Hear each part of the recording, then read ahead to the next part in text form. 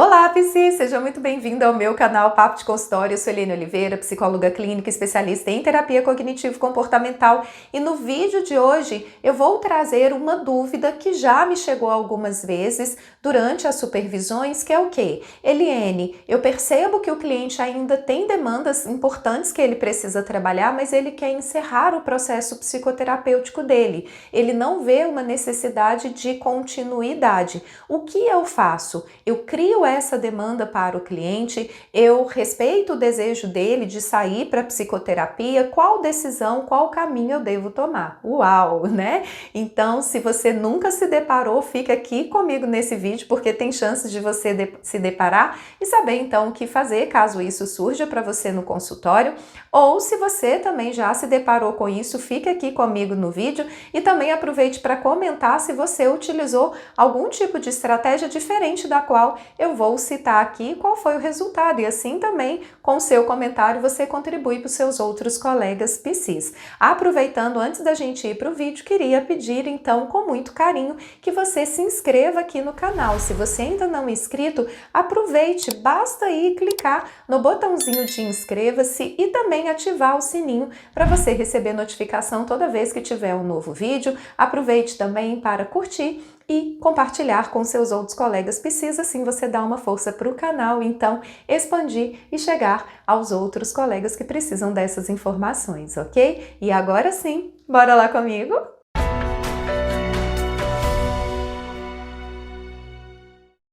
Bom, o que acontece? Essa dúvida, na realidade, ela provoca um grande dilema em nós.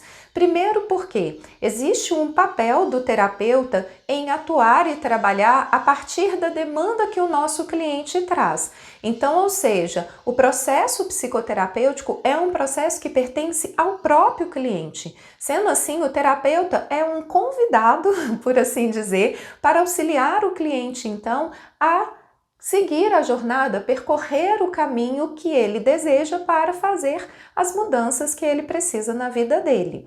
Porém, nós enquanto terapeutas, principalmente à medida que a gente vai ganhando mais experiência clínica, a gente consegue também visualizar algumas coisas que às vezes sejam mais profundas e sejam mais complexas e que sejam, importante também de serem trabalhadas ali na vida do nosso cliente. Porém, muitas vezes o nosso cliente, ele vem com uma demanda específica e nesse momento é a demanda que ele deseja trabalhar, e uma vez que ele obtém sucesso nessa demanda, ele não deseja então trabalhar outros aspectos. Isso porque não é o foco dele nesse momento, ou de uma certa maneira ele não está preparado naquele momento para lidar com aquele tipo de demanda.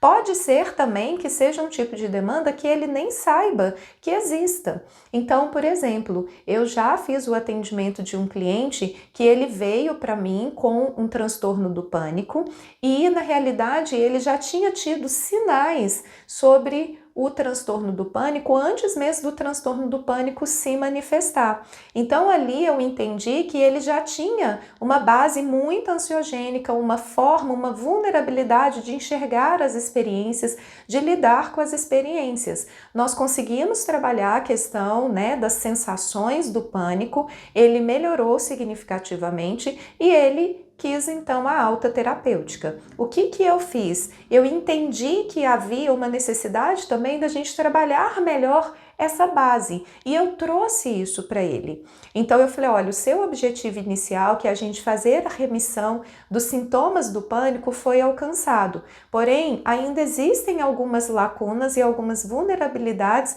em relação à forma como você lida com as experiências e que promove então uma possibilidade do retorno disso. O que seria o ideal? Seria o ideal realmente a gente trabalhar em cima dessas vulnerabilidades, mitigar essas vulnerabilidades para a gente minimizar ao máximo as chances de ter um novo episódio, na realidade do transtorno voltar. Até mesmo porque é o trabalho da terapia não apenas, pelo menos em TCC, não apenas fazer a remissão dos sintomas, mas também resolver resolver ou pelo menos minimizar ao máximo as vulnerabilidades que podem então abrir porta para o transtorno retornar.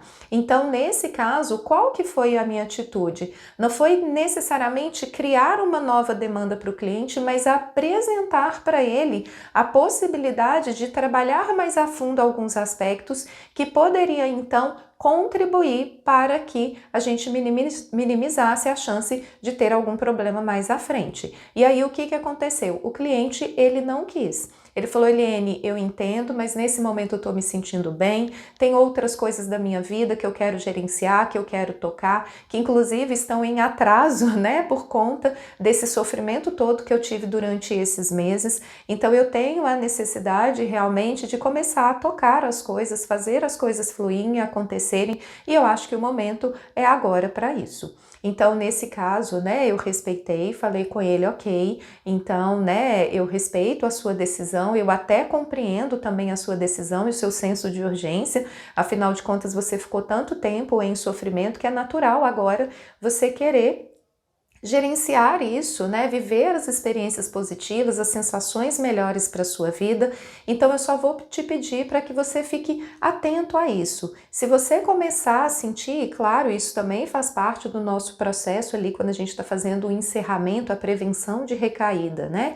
Se você sentir que tem alguns sintomas voltando, que aquilo que a gente mapeou, que foram os fatores desencadeantes, os fatores de manutenção para o pânico que estejam voltando, então você vem aqui para a gente conversar, para a gente começar a trabalhar antes efetivamente do transtorno retornar. Ok? Então é bom que você tenha essa consciência. A gente vai deixar aqui elaborado alguns planos que, como eu falei, faz parte do processo da gente fazer o encerramento ali, a prevenção de recaída. E se você sentir a necessidade, começou a entrar ali numa luzinha amarela, não hesite em me procurar. Que foi o que aconteceu depois, né? Depois de algum tempo, ele sentiu que realmente as coisas estavam um pouco mais intensas, mais difíceis por causa de uma experiência específica que ele estava passando.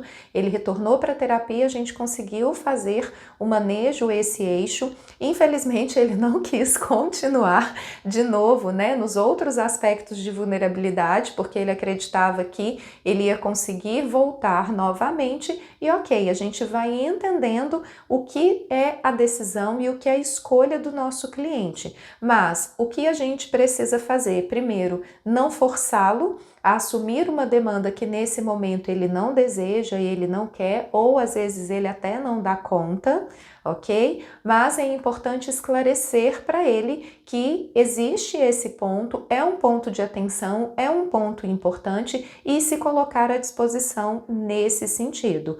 Também você não vai simplesmente falar, olha, existe um ponto e eu não vou trazer isso para o meu cliente. É importante você trazer e dar a ele o acesso à escolha.